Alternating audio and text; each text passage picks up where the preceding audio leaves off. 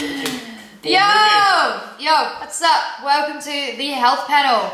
My name is Samantha Charlton. I'm Sheridan Smith. And I'm Sheridan Smith. Today we are going to talk about mixing up your exercise, which is a bit of a fun topic for us on the panel because sometimes it gets a bit heavy and sciencey and, you know, about protein and exercise and diet. So this is sometimes you just want to go for a run. Yeah, so this is a bit of a fun one for us.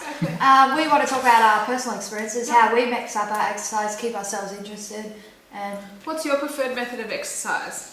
well, it's interesting. I mean, I like to always try and mix it up. I did a detox last year and I started running. Yeah. And so I just ran. Yeah. And I ended up doing the half marathon in 2 hours 14, so I was pretty happy with that. At the moment, I'm doing 2 a week boxing classes, about 90 minutes, and a couple of 30-minute weight sessions, and a couple of long walks. Yeah. And a few sit-ups here and there. So. Janesh, what's your preferred method? Depends what I'm working for at the moment. At the moment, I've got a race coming up in running, so I've been running. That's pretty much all I do right now. He just runs. Just run. When I was competing with martial arts, it was a lot more variety, like a lot of high intensity, Like cardio. cardio, and just mixing it up. A lot of agility work and stuff. I still like that type of stuff. My preferred method is running. I love, and it's outdoors as well. Yeah. I just want to say that my preferred method is not running. Yeah. But it just seems that it works sometimes. Yeah. So I love running outdoors. I feel that I get in touch with nature a bit. I think that everyone needs to have that connection back to earth and the fresh air, and you know, it's rather than being cooped up in an air-conditioned room on a treadmill. Yeah. I love running, and I like running in an aerobic sense. So with a heart rate, 180 minus your age is your maximum heart rate. Yeah. Which is what I aim for, and I like to do it as regularly as possible, 5 to 7 days a week. Nice. And for at least 15 minutes. Now, Janesh, you've come from a martial art background, and which doesn't include a lot of running. You're running now. You said you didn't really enjoy running that much. Why? No, I used to find it boring. I was just like, you're running, like, geez, how interesting can running be? All I did with running was just like, if I knew I needed to shed a little bit more weight, I would run and do sprint works to get my explosive power.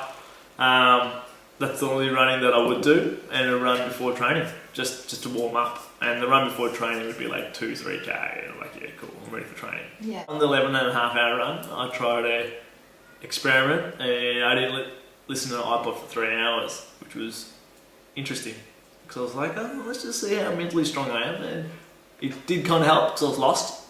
And I'm like, cool, adventure, it's snowing, let's just kind of keep occupied. But then you just kind of play games with your head, which sounds silly, but then again, I'm not running on a treadmill. Like, running on a treadmill would do my head in for 11 hours. Motivation was, it's getting dark, I need to get home. Yeah. I was like, oh, cool.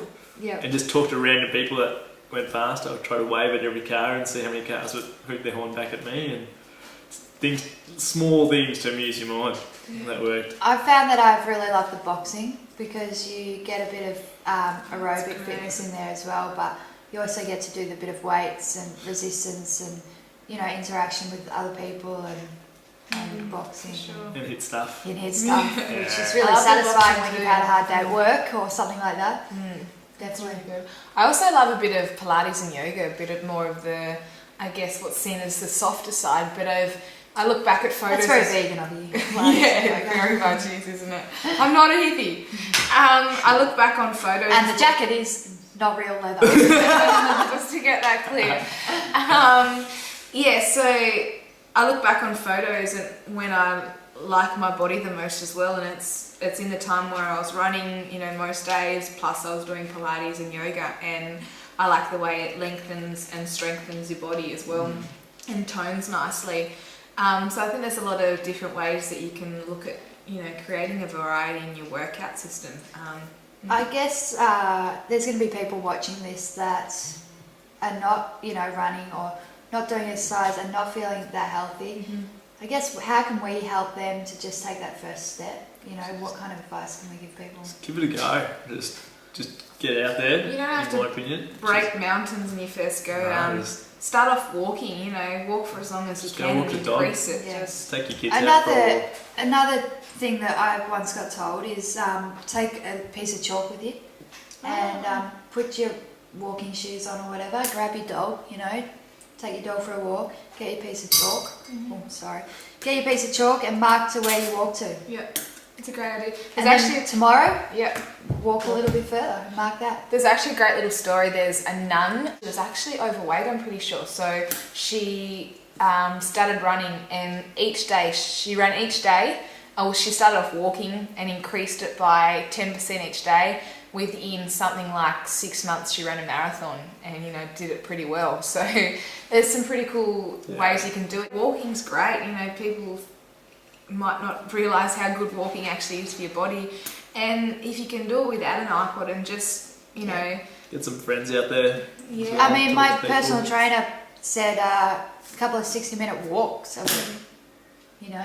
Exactly, and it's great just to refresh your mind as well, even if you go by yourself with no iPod or anything and just deal with stuff in your head. I guess it's probably a great almost detox way to do things as well. Another way to add variety into your exercise regime, I guess, is maybe become a member of a gym and, one night a week, try a different class. There's Zumba or Zumba, however you say it. There's Pilates, there's yoga, there's cycling. Cycling. I hate the cycling classes. Is a great class. I hate it. But it's so good because you can work on everyone's intensity. Yeah. The instructor's like, hey, turn it up, guys, turn it up till you're 60%. So everyone's on the individual bike, you're all working together for a goal, but you're all working individually.